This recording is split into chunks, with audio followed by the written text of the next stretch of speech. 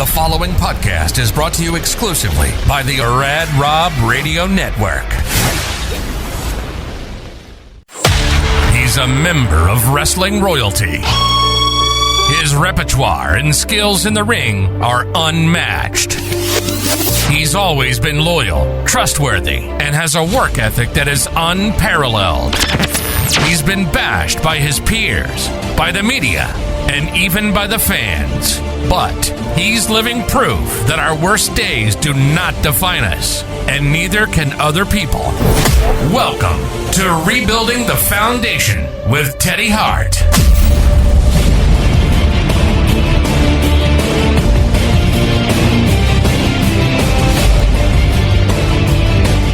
Hey guys, welcome back to Rebuilding the Foundation, episode number 6. I am your host, Rad Rob Francois. My eyes are not translucent. They're just very blue-green-ish. Apparently with my new glasses, they look like they're just see-through. Anyways, I cannot tell you the clusterfuck episode 6 has been. I believe we literally tried 4 times to get this shit recorded right. I put out a message on our community tab on our YouTube page, Rebuilding the Foundation with Teddy Hart, and apologize for the video difficulty, the audio difficulty. Look, it's my name back there, as well as Teddy's, and we put our name on a product, and we want to be, exceptional quality. At least that's what I pride myself in having. And so far, it just hasn't lived up to that yet. Whether it's shitty internet people have, his guests have, or, iPhones or iPads or MacBooks, it just doesn't work well with the online services that I use, whether it's StreamYard or Restream. So we tried at least 4 times to record this episode. And God bless Teddy. He's also, filming a new documentary. He's so busy shooting that. As well as moving from Texas to Florida, which he finally got there as I'm recording this on April 9th, 2023. And we were going to put out this show with Pete Pachio. Pachio? He's gonna fucking kill me. I'm scared of this dude, seriously. With Big Pete, and it just wasn't good enough. So we tried to do it again last night as I'm recording this, and Restream wasn't working. Teddy was working off a mobile hotspot because his new condo doesn't have Wi-Fi yet, and that didn't work well. So we switched to Zoom. We talked for Zoom for about 20 minutes. He kept fading in and out. That didn't even record, so I can't even use that. So we switched back to Restream, called Teddy on the phone through my Rodecaster. And we did the rest of the interview. So Teddy, again, won't be on camera. But moving forward, we're gonna get it fixed. I'm actually going down to Florida here in a week or two to see Teddy and Big Pete. I'm going to give Teddy one of my spare webcams, as well as a Windows Surface tablet that works better with Restream, and we'll get this shit dialed in. It's just. Teddy calls it a podcast on training wheels. We launched it. We weren't quite ready for it. And what we've delivered has been great conversations, but just bad quality. And we apologize for that. I apologize for that, sincerely, as the owner of the network and the producer of the show. It's a horrible reflection on me, which I don't like. So I just want to put that out here before we get started. So what you're about to see, as soon as I shut the fuck up, is a compilation of several conversations that we've had trying to record this fucking podcast. And it's the best stuff I can come up with. So again, we apologize for the audio difficulties, the video difficulties. But this show's going to have good stuff on it that we don't want you to miss. And, I felt I could put out a decent enough interpretation of what we were trying to convey through the various attempts to record this fucking show. As a result, here is the fruits of my labor. All the hours I spent editing for you guys. So here is myself, Teddy Hart, and our special guest, Big Pete. Hey guys, welcome back to Rebuilding the Foundation with Teddy Hart. This is episode number 6, and I am your host, Rad Rob Francois, joined by the one and only, on location again. This guy's so busy. I can't get a leash on him. I mean, you can't control Teddy fucking Hart. Look at that. Fuck. 15 seconds in, I'm already swearing. Please welcome to the show the very lovely and talented Theodore Hart. Hello, Teddy. Rob, I appreciate you getting everything organized and then the patience too for me and people. We had to switch this one because Pete was going to do something I know last week, and then we got a postponement, and then I was going to try to postpone tonight, but I was like, oh fuck, I don't want to postpone again, so try to juggle it and make it work for you fans out there. Again, I'm thinking 25 people in the whole world. That's my important number, 25. Basically, anything else after that, I personally don't know if I will have time at a party to talk to any more than 24 of the 25 people for more than like 30 seconds apiece. But if I got 5 minutes with every one of them, I'd have to spend X amount of time at a party, which would be cool, like 5 hours, and every one of my friends would get 5 minutes basically with me. Teddy, those are the people that I'm going to have. Teddy, hold on. If you could spend 5 minutes with each person, I would pay you myself, because that would be a fucking record of you not talking that long.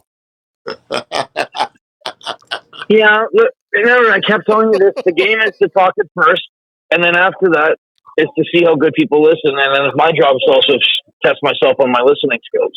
I love you, Teddy. I'm just busting your balls. We love you, Teddy. Oh, of course. Well, my balls are so small, dude, from fucking lack of information on how to take steroids properly. And my balls are pretty shrunken down here. So my balls are more my honor and code that Stu Hart gave me a wonderful life and a beautiful last name to keep safe. And Brett did such a good job for 25 years of risking his life on a planetary level with Natalia as a bulletproof vest, and Stephanie McMahon and Vince and Shane and Linda and Donald Trump and all the people in America pushing the product on a world scale that they could be in Saudi Arabia having a beautiful pay-per-view. And my cousin could be one of the very first athletes recognized as a female athlete in that country doing a physical sport, which in 50 years you think about the ripple effect that may cause. And she's considered someone that the royal family really liked. And that makes me so proud that Natty is just such an unbelievable role model and beast that Brett can actually put his name on her, because if Brett was smart, and he is, I wouldn't have put my name on Teddy Hart at all, because we don't really know each other, Brett and I, until I got to be Brett for a little while and tasted what him and The Rock talked about, which is a schedule that breaks everybody. Yeah. And those are the only guys that really, there's a few guys that made it out of that schedule and got into other things, and Brett tried Lonesome Dove and thought he was going to get into the movies. And I think he really could have done a lot more with the movies, but it was just like wrong place, wrong time. And then with the situation coming up after with Shawn and him and Triple H and Stone Cold and Nash and Razor all and X-Pac too, and all those guys kind of in that position where they were being offered more than one horse to ride at the same time, you know what I mean? Because WCW or WWE, and then those guys made the choice, and it really separated the whole wrestling world for a while. There's like a huge rift of like chaos going on, almost like a like extinction level event type of shit with wrestling. And then after the dust settles and nuclear bombs are down, people have died. There's fucking body parts everywhere. You come back to the drawing board, and it's like, it's 10 years later now, and I don't know who wants to come out of retirement to have matches, but it's like, I'm going to put it out there that I'm training to live a really nice life and enjoy my jet ski and my cats and my friends and my dogs and the earth being healthy and smart with technology. And then it breeds a certain type of attraction to getting other people that are like me on my planet or on my island or on my boat or on wherever we are, that destination, the world, anywhere we want, have a good time is wherever we are, and we open our doors to hugs and kisses and loves from everybody, you know, of people of all. Wrestling is not one thing. This is the world, guys, we're talking about. This is not a wrestling show. It's a show about guys like Pete. Instead of wringing some guy's neck at the bar, he raises all these guys to be smart and humble and makes them feel comfortable. But walking in a club where they can get shot or killed, or they can walk in and see a beautiful girl and talk to her and feel like they did something with their Saturday night. Because you only get 2 nights a week off. Everyone else is working all the time, right? So you want your 2 days a week to mean something. And you don't want to feel like you got ripped off for money that you would have been giving somebody anyway because you like pussy. And that's what Pete and I've always stressed out about.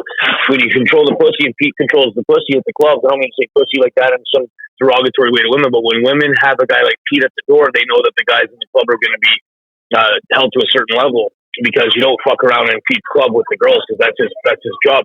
He's a pit bull. Those are his daughters in some capacity, protecting that club's interest, which is the girls making people happy.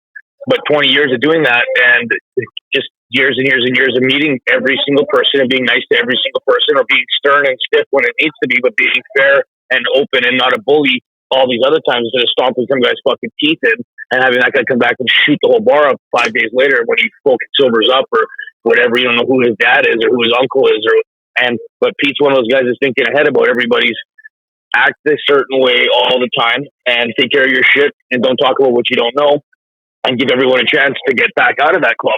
You let them in, well, you got to let them out. And that's what I met Pete. He let me in and with respect, and then he let me out with knowledge of, if you want to come back, let's make it work more. So it's more opportunistic for both parties. Instead of just coming to look at girls at the strip club, let's see what we can get these people doing out of the strip club with their story about life and success and how much money individuals make if they're doing it right in any sport, and doing it right in anything in life. Is when you're living your life, you're doing it right. There's a certain reward for doing that. And Pete didn't get to where he got to by fucking around. He did it right for a lot of years with a lot of people, and he's trusted as a driver, security guard type of guy. And if you want something done, Pete's like the negotiator. He comes and gives you 3 different ways of doing it. And all 3 ways he wins. But usually there's a good way of doing it. And common sense is something you're given the opportunity to listen to. But if it doesn't compute, then you're really fucked. But Pete has a way of explaining things to me. Like, don't worry, you're not fucking completely blackballed. I'll put my name on you. And just me talking to some of my friends about you is an honest conversation that they know I'm not getting paid anything to talk shit or not talk shit. I'm going to basically say what I see like a mirror. And if I see Teddy Hart as a guy with a lot of potential and he's misunderstood, then learn how to speak Chinese if you want to speak Chinese to me, or ask me to get a Google translator, and we'll make it work. We'll communicate in some, even if we don't speak the same language, we will figure out how to communicate. And then we have the same message, not the same language, not the same words, but the same message, which is love, respect, hard work, consistency in your behavior, and hang out with those types of people. And you will elevate yourself to the next level by who you have underneath you. If you do slip on a daily basis, everyone has little slips. Pete called me a couple weeks ago, said he was feeling kind of depressed and down about a few things. And then a week later, he said he's back in the gym every single day. That was got him out of the depression. And I said, fuck, well, that's the same thing with me. He's like, did you do your push-ups today? And I said, no, I haven't. He said, why the fuck not? It's better than a jail cell where you're sitting right now, isn't it? And the potential of you driving a fucking Veyron that could fly, isn't it still in your head? Don't you still dream? Is Teddy Hart the guy that was the dreamer of all the dreamers that stopped dreaming because he had some bad luck, or he didn't get his own way, or he had to do a year in jail instead of 10 years in jail for all the crazy shit that he did not get caught for? Whether I was an undercover cop's best friend or I grew up in a family where I say very clearly to people, understand the difference of born in it and sworn in it. And I was born into a law enforcement background, also gangster, mafia, connected to the fucking roots of about 5 different races of people that are all very respected on all levels. And they'll kill you with kindness, which is even worse than just fucking shooting you. You know, guys like Pete, when I really saw how Pete worked, he was like my grandfather's guys that kill you with kindness. They'd rather have you aware of how close you came to almost disappearing and then feel blessed about it after, and you look like you've been given like you've been given a lottery ticket. Like, I didn't realize I almost died and I got my life back now. And this guy's looking at me going, just be a little smarter and nicer. And that situation that could have been really bad, like a baseball bat off the back of the fucking head, now is a bunch of guys inviting you to break bread with them at a fucking barbecue or a birthday party. How many close calls they had that could have been a casualty? You know what I'm saying? Just like over, like, you know, the littlest the beast, but they don't get, you know, put up with bullshit. You know, they did what they had to survive, because, you know, only the strong survive at something like that, man. And you can't, nobody try and take over. So let's give Pete a proper introduction, since we've been talking about him for the last 10 minutes. Please welcome our very special guest, Big Pete, formerly from Chicago. Now he's straight out of Tampa. He is working at the Penthouse Club in Tampa, which actually I know where that is. My dad lives in Ruskin, which is just outside of Tampa. So I'm very familiar with the area. Welcome to the show, Pete. Thank you for letting me be here. And although I'm definitely afraid of you, I'm still going to bust your balls because I got nothing to live for. So that's just the way it is. Oh, with me. Let's go. Sure. I mean, Pete, you respect that though, right? Like, you respect somebody that's not afraid to give the shit back to you. Shoot. Where did you meet Teddy, Pete? Met Teddy originally in Las Vegas. I'm trying to pinpoint what year that was. Sure. Teddy, do you remember when you met him? For I must have missed that. I mean, it was long. Maybe yes, 7 or 8 years ago. I think it had to be. FSW. I'm trying to remember. Just remember that we were having you teach the kids. You were doing like some kids classes. You were helping out. Yeah, I was teaching the kids.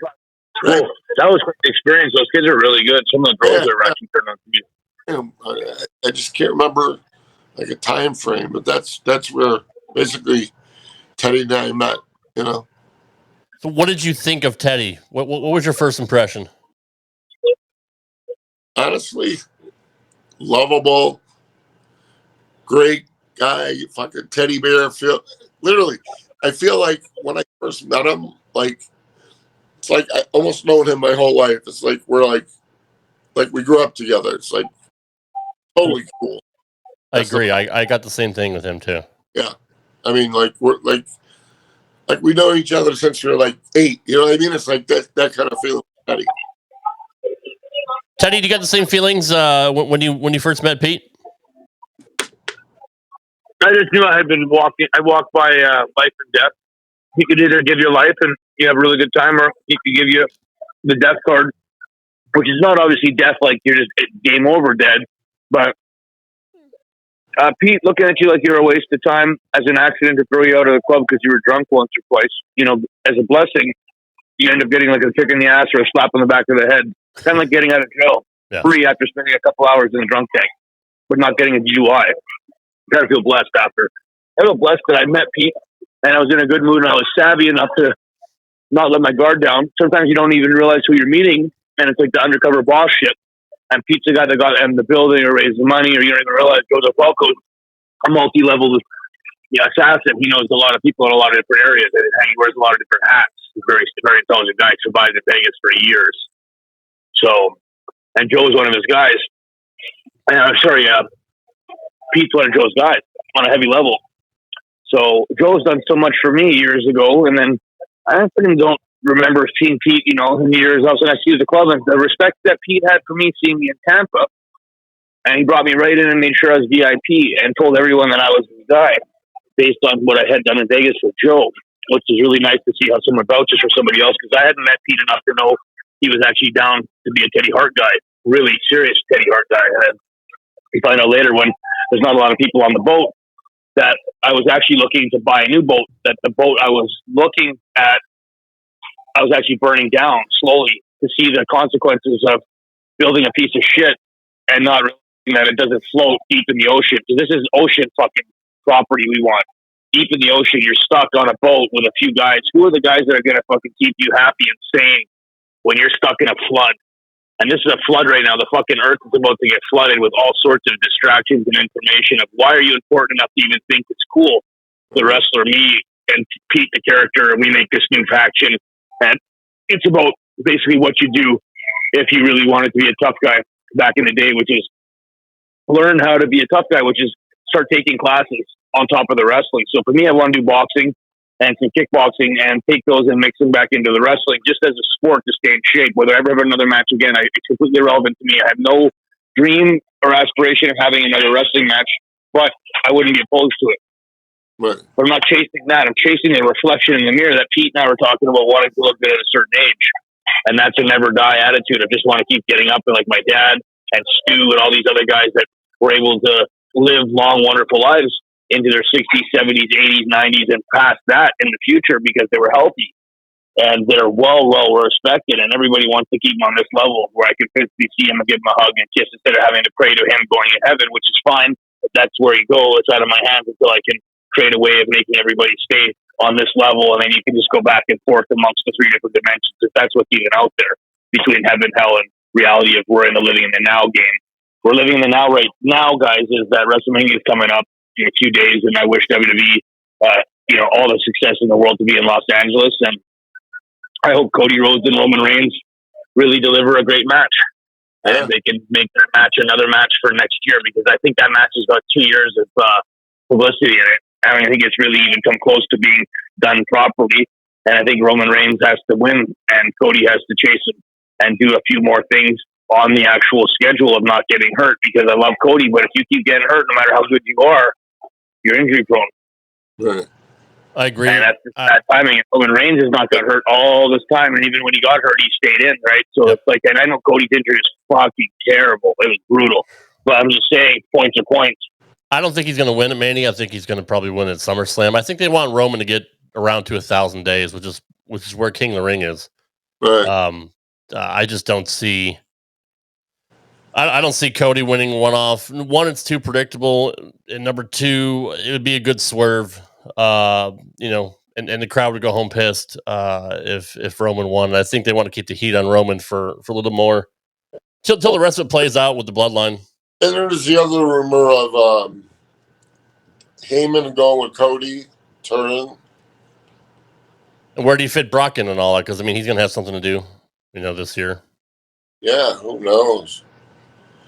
I don't know how much mileage he's going to get with Lashley, but so you started training for wrestling in '99, correct?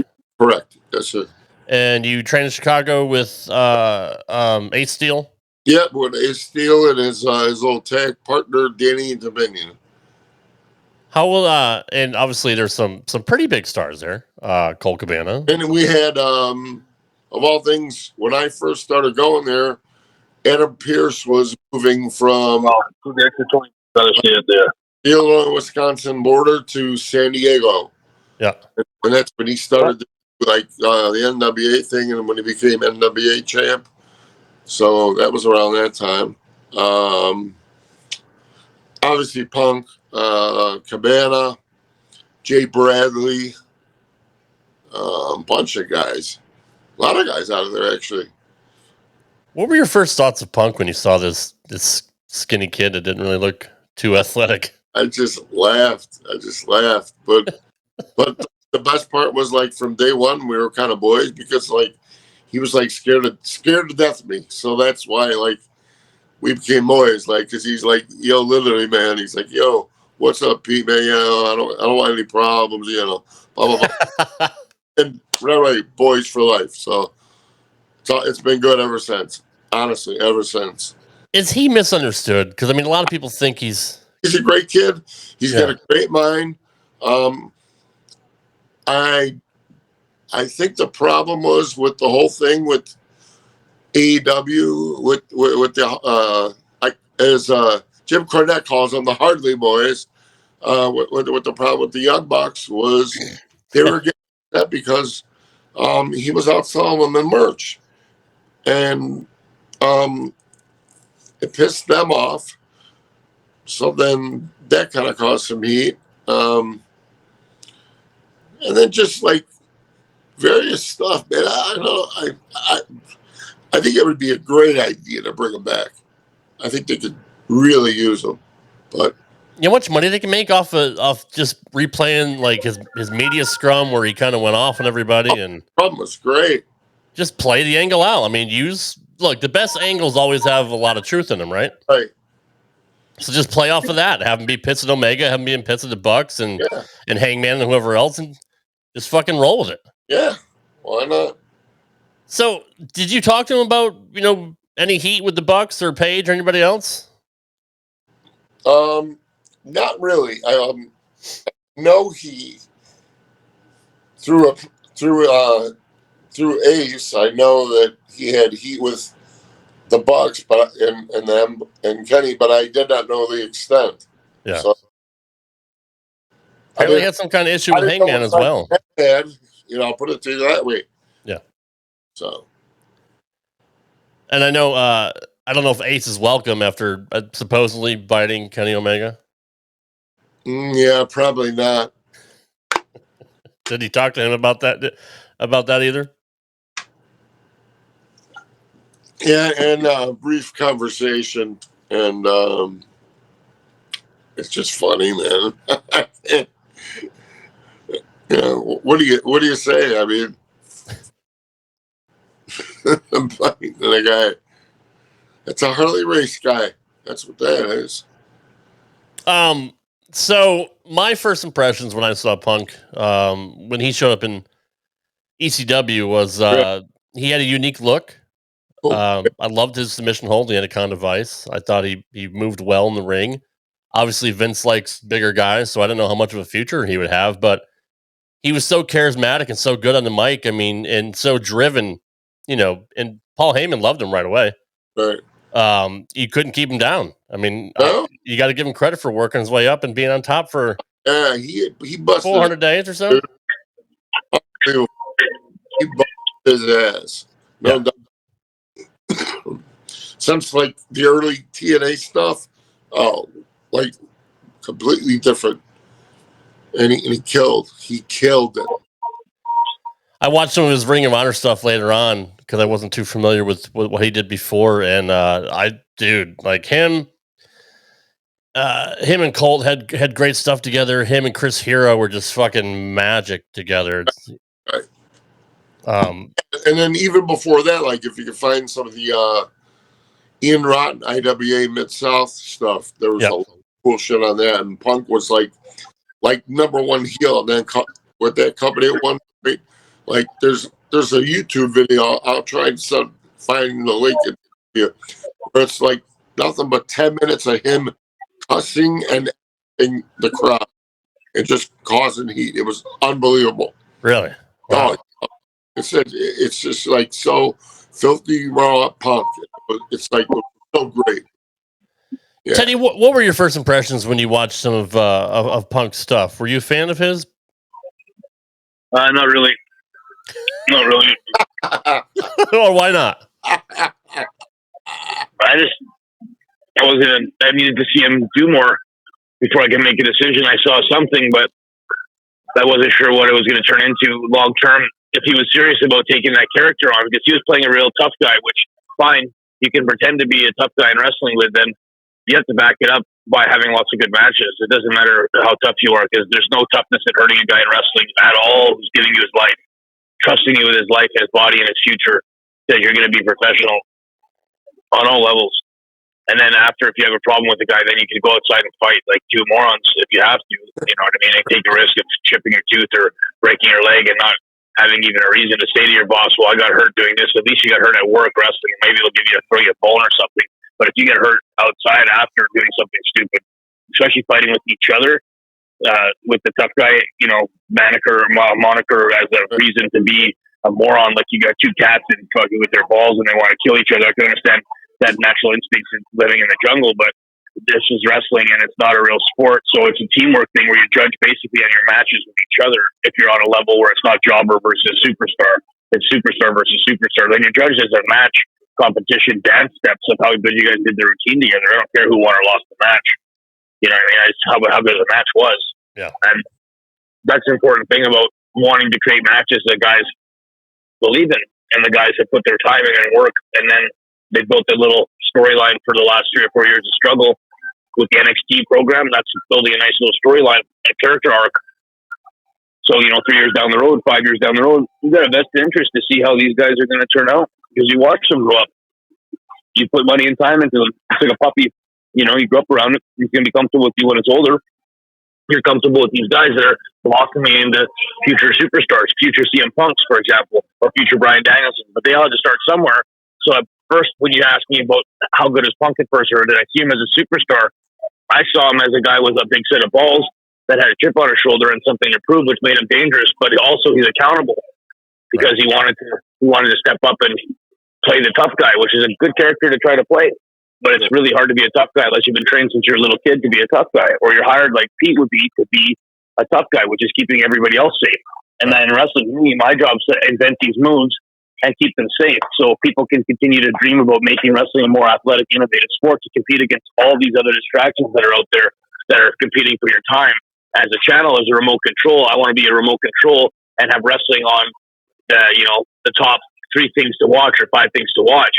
And I think it's at that stage now where AEW and WWE, NXT, and SmackDown, obviously Raw, that whole combination, and then the extra Ring of Honor stuff beefed up on the side of AEW, really owning it now. I wonder what they're going to do with New Japan. And say 3 years down the road, the real Army versus because Vince has a war coming if he wants to go to war, or he can kind of do the game where, just they're doing their thing and you're doing our thing, or they're doing their thing and AEW is doing a little different version of with keeping records of points, and the girls seem to have a little more freedom to do stuff where I think that WWE style wrestling with the girls is got kind of a little bit stale and monotonous to me. And it's not like the girls in AEW seem to be a little bit more, I guess it's a little more polished, I think is the word I'd say on that, where Asuka and Charlotte Flair are fucking phenomenal. And all the girls I see when they come in against those two specifically work a little different style. Yeah. But when I see them on their own, it doesn't seem like they're quite ready to captain a ship, where I can only keep my attention spent on them for a few seconds rather than even like a 30 seconds to a minute, where I think that's the key. If I want to watch these girls wrestle, then show me a few things that make sense and that work, and that they're trained, and they're hitting hard. Like some of those that it's just, when somebody's trying hard and it looks slick and it looks nice, and you can tell they're competing like as two shooters type of thing. Like those girls, every one of them wants to get their shit in AEW. Right. They're all fighting hungry, because this is where the WWE, their positions are already lock, stock, and fucking it's done. That's the 20-time world champ. Natty's got her position. There's the list of their little girls. Each have their little spot right now. And I find like the next generation of girls coming up, are they hungry and being pushed properly? Well, you know what? NXT, I think now is creating a whole nother breed of monster destroyer type of females, because they're giving them this opportunity to work with the guys again. And I think you're going to go back to I'm hoping intergender matches with guys versus girls again. And I think that helps the girls get so much better.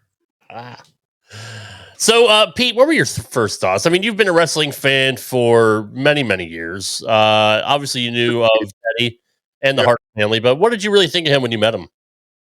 Just what a great, genuine, cool ass kid.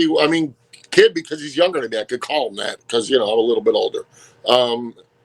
Just what a great guy he is. He was, when I was at with my partners at FSW in Vegas. I believe Teddy worked a couple shows for us. I think Teddy, right? Didn't you do a couple shows or not? Yeah. And then Joe came up with an idea.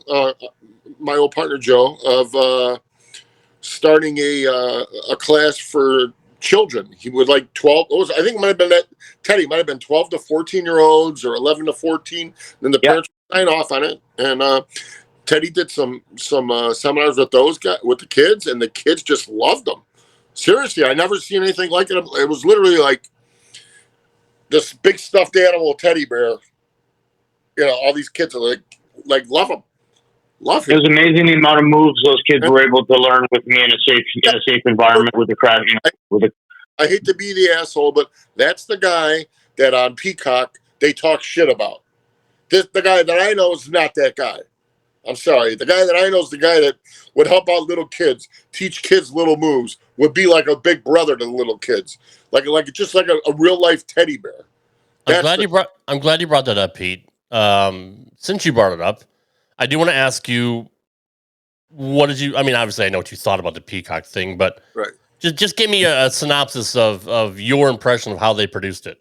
I think it was very ego-driven by the producer to make himself be a star. Yeah. And to do whatever he could to try and make Teddy look bad. No matter what instance, whether Teddy did something good or bad, this guy would always turn a positive into a negative, no matter what. And it just seemed like he was just upset. And it got to be pretty pathetic. I mean, that's what I get from everybody, honestly. And honestly, after the first one, I was like, do I really want to see the rest? But Ted's like, hey, watch. I want to know what you think, And I watched, all three, and I'm just like, this guy obviously has a problem with, like his ego. He thinks that he's like going to be like a big celebrity, and make some, and become a huge star over this documentary. The first thing people told me when they saw is, this fucking guy made it all about himself.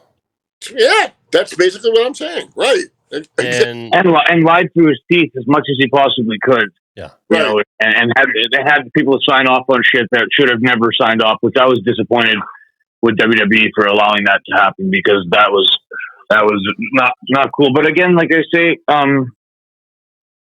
certain disappointments in life test your merit, and test your friendships and test the loyalty that you have with relationships that you value, because those are the times when, the water gets real cold and the fucking, the people that you want to deal with that should be there sometimes aren't, and they're either too busy or they've made a decision because they're falling for the bullshit, which is sad. But that's the way a lot of people in this world are. And I guess it's motivated me to want to retell my story and to go back 20 years and collect all the footage I have of all of the wonderful experiences that I've had with fans and all of the friendships that I've had now, being connected to the family and being such an ambassador for wrestling and really putting 100% effort into every show I've ever been in the ring, and been blessed to have that job as a an athlete, entertainer, and a professional wrestler that has the ability to stay, I would say, relevant for 25 years and never been really pushed on international, almost international, but in American TV, and still had a huge name and reinvented the sport for doing things nobody did and doing them clean and innovating a whole new style of offense and showing the world that you can actually do it and successfully take care of your body and the other guy if you train properly. And I think that seeing that done and seeing it done continually gave guys trust in their own abilities, and that spurred a whole movement of people expanding the horizons of what they thought they could do before. And that's innovation in a sport, and to me that's a big deal, and it makes me relevant when I look in the mirror and when I talk to guys like Pete and all my friends that are wrestling guys. They always have such a respect for me for what I did, and that's something not every wrestler can have. It's more like a gravity thing. Obviously everybody knows, and that's my friends and family. I love technical wrestling. I love chain wrestling, but a lot of the videos and highlights, you don't see that type of stuff out of me, or you don't see the shoot fighting ability of stuff, or I'll say the combination of moves either, because if you have to watch a lot of matches, but if you see the creativity I have of trying to reinvent the sport to keep the sport for me relevant with all of the other things that are entertaining out there, I wanted wrestling to be on that level, and UFC was making a big splash, and I thought that was the time and place when the right guys see a new style, and Dynamite did it, and Tiger Mask did it, and Rey Mysterio did it, Eddie Guerrero did it, Benoit did it, Brett did it, Shawn did it, Triple H did it, The Rock did it, Austin did it. All those guys had something special, but I think for me, I had a reality check when I was 18, 19, that WWE dream probably was never going to happen. But to find ways to make money in life with wrestling and with connections and networking. And that was a beautiful journey until I finally, you got to pay the piper sometimes. And I lived an extraordinary life for so many years. And then I got caught up with the divorce and lost a lot of stuff, and just couldn't believe all the shit I lost. And then what you really value after losing so much and losing a lot of time and being locked in a jail cell and facing 20 years in jail and facing 5 different times where I'm in a courtroom and a judge has to make a decision on a significant amount of my time being locked up or being free or being on probation or being with an ankle monitor and all the restrictions of that 6 years that I had given up in my life. And that was something I had to look in the mirror and deal with, that hopefully my life would get back on track for the wrestling part, because that 6 years that I did do well in wrestling, there's a few ups and downs, but overall I did a really, really good job in the last 6 years for what I was going through, and not being accounted for at all, and zero credit for most of the stuff I did, which was fine, but leaving me with a big question.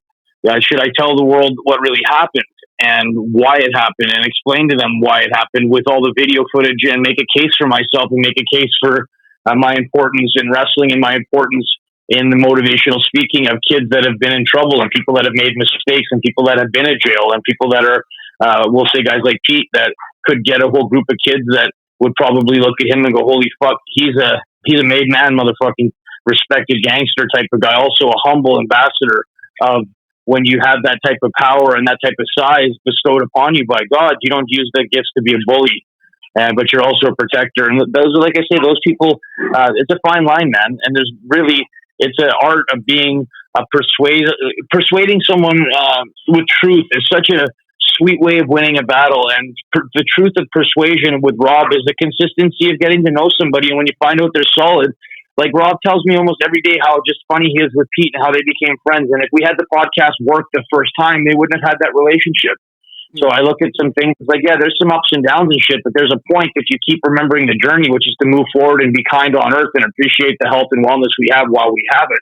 Because shit goes fast, and when it goes down, it's really tough. And when you're sick or old or broke or in a country that's got instability, financial or civil, or if it's a war, and yet fucking, like I say, the world at this stage is in a really weird spot, and all I can do is pray, for the world to be smart enough to get the situation under control, and that we can move on with a higher level of intelligence and a higher level of compassion and love and understanding and forgiveness and empathy, and let the guys that are the alpha male guys that are the leaders of the fucking pack. And this is maybe it's not a war with missiles, but it's a war of, I think, consciences and awareness, and the reward of actually being a good person, what that means, and the long-term reward of looking in the mirror and being able to smile at yourself and say, fucking, I know that when shit got tough, I fucking swam out of shit, and I got up and I fucking washed it off, and I went up, looked in the mirror, and I put my boots on, and I went back to work. And that's life.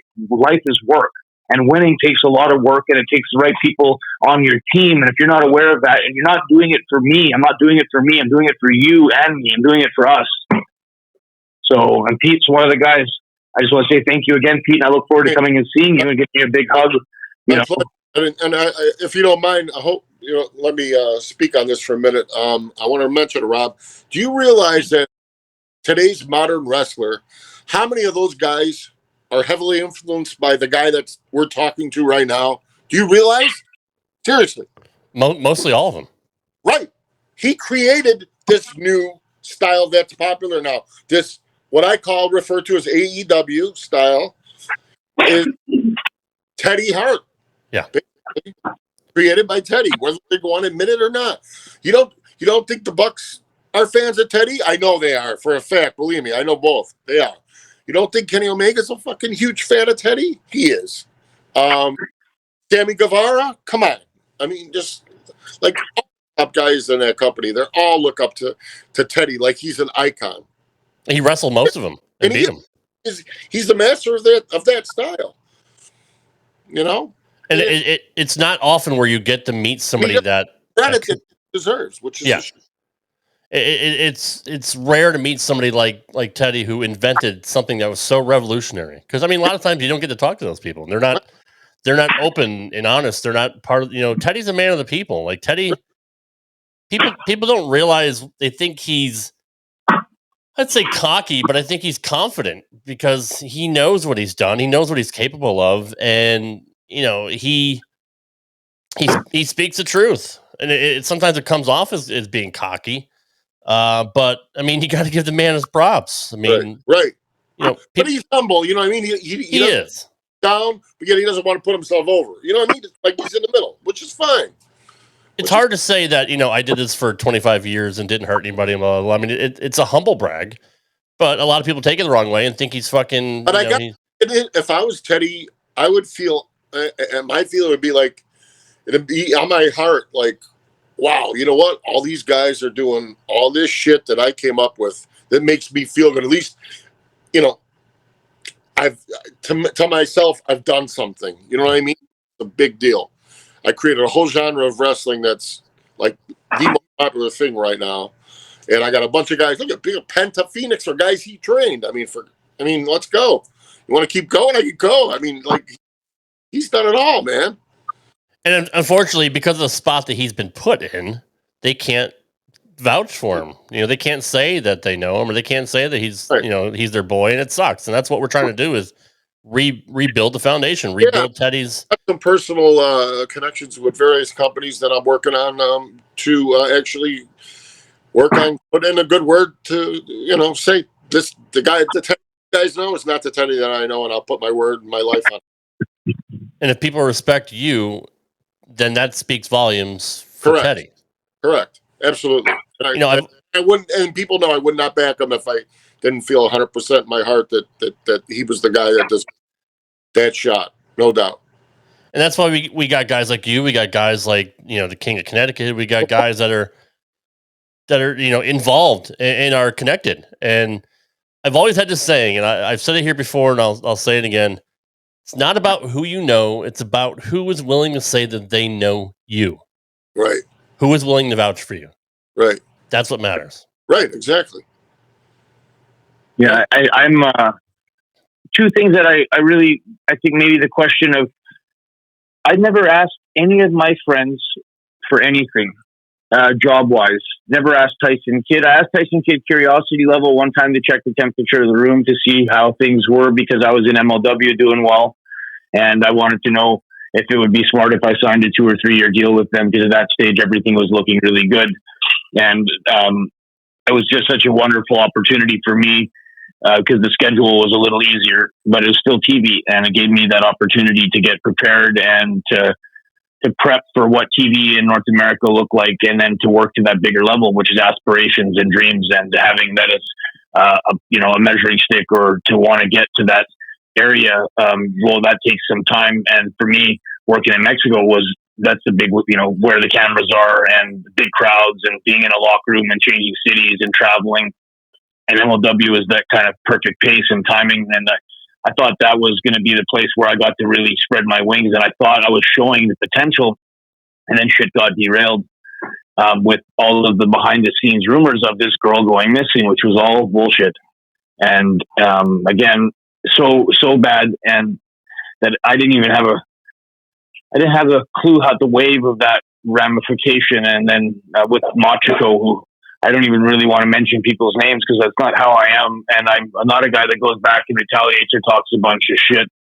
And I'm grateful for the times that I had with people, and the kindness that when we were friends, the encounters we shared and the memories we shared, which seem to be always forgotten about, or anything ever mentioned with me because of the wrong people at the wrong time, or the asshole that wants to control the narrative tries to make me look like a super piece of shit, and doesn't understand that for my 25 years of wrestling, I was a guy that was more of a coach and a scout and a mentor. I wrestled for fun. I lived a lifestyle that was not probably conducive for a WWE contract long term. I wasn't going to be passing a piss test for all those years because of marijuana. My schedule for what I was actually doing with marijuana and traveling and making my connections and working in California and setting up huge amounts of, let's say, infrastructure and information and investors and investments that are going to have to take 5 to 10 to 20 years down the road, where you're keeping these people. These are family friends, and these are long-term investors that believe marijuana on a planetary level is going to be a game changer. And then you look at WWE 10 years later, 15 years later, everybody smokes weed almost in their company, and they're in the state of Florida where medical marijuana is allowed.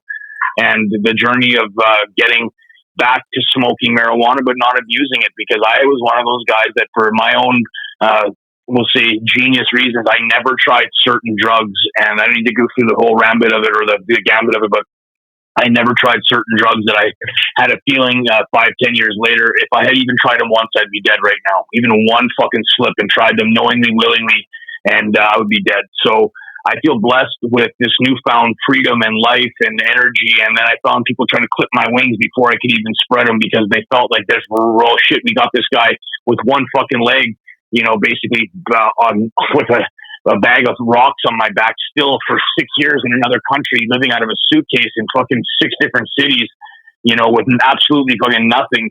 Made it all the way to MLW light heavyweight champion and fucking tag team champion, and was in the ring with MJF, who's the world champion right now, who is in the ring with Pentagon and Phoenix, who are the tag team champions of AEW at one time, or at least recently. And I just go back and look at all of the matches that I had, which is my declaration to the boys of, like, I never gave you guys a shitty match or took liberties with you guys, except for MJF. One time I made him do a pile driver off the top, the Doomsday Device pile driver, and looking back, he's absolutely fucking right. He is that valuable, and he didn't need to take it. We could work something else out on it, and I was stubborn about making him want to take it, but I was also kind of hoping, because he was one of the guys that had already taken it, he was that good of a bumper. He really was one of the best bumpers I've ever seen, so it was a thing to kind of test his abilities. And I know that he maybe didn't want to do it at the time, but he did do it, and he was successful. And I think that made him a better wrestler. Those are the little things that you're rarely pushed at that young age by people, because he's already kind of a superstar. And he's not, so I think with me, I'm one of the guys that can force you to do something and push you to do something. And I'm glad you came out on the other side fine. It wasn't me trying to be difficult or risk your life. It was more of that I'm thinking that if you're put in this situation, you're going to expand your abilities as an athlete. And now look at you. And I think you go back and watch those matches. He's fucking tough as nails. I gave him every single move in Limitless that I could give him. And I go back to my point there, where you're talking about all the guys I had to wrestle. I've never asked any of those guys for a fucking thing, for a type of job or any help, or I would never do it. I've never been in the type of shape with the responsibilities I know come with being a professional wrestler at a high level. It's not, you don't lie to yourself. If you're going to run a race, you better run that race properly. So Pete comes in and says to me, let's just run this thing slow at first, just get back in shape and hang out and get to know each other a bit better. And then I get to know you and some of my friends get to know you and we all start to talk, and maybe there's a fucking miracle that CM Punk and I would end up getting into a situation where maybe I get to actually have a dinner with him or a coffee with him and bury the hatchet properly with Pete and me and him sitting there. Maybe, someone like Ace Steel coming down, and like I say, I've never got to really say thank you, and I appreciate all of the work after that as a wrestler and as a fan. I'm a fan first, guys. Like I say, a huge fan of professional wrestling, and as a fan of the work that CM Punk put in, and the fact that he came back and he was that popular, he really played his cards where I wondered if he was, by avoiding wrestling and doing what he wanted to do. And then when he came back, he had called it, and basically I've never seen fucking ovation after ovation after ovation after ovation of any wrestler in North American history. So you got to take your fucking hat off to the guy. Whatever happened with him in the Bucks in that situation, and everyone has their friends or boys in the business, but it's not my hill to die on. I don't know fucking anything about the business, and I don't talk about what I don't know. I try not to. So, see now, I think Teddy may have revealed what I've been working on as a spoiler for the possibility of if we ever end up getting this series. That's one of the long-term goals, is reuniting him and Phil together with me as the mediator. Thanks for listening to Rebuilding the Foundation with Teddy Hart. To keep up with the latest happenings with Teddy, follow him on Instagram at official Teddy Hart. You can also email us at rebuildingthefouндation@gmail.com. Join us next time for Rebuilding the Foundation with Teddy Hart, right here on the Rad Rob Radio Network.